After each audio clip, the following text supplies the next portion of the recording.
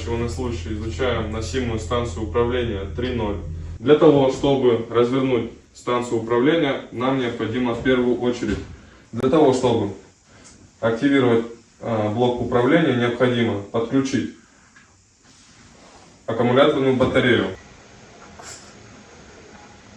Тяжело начинать.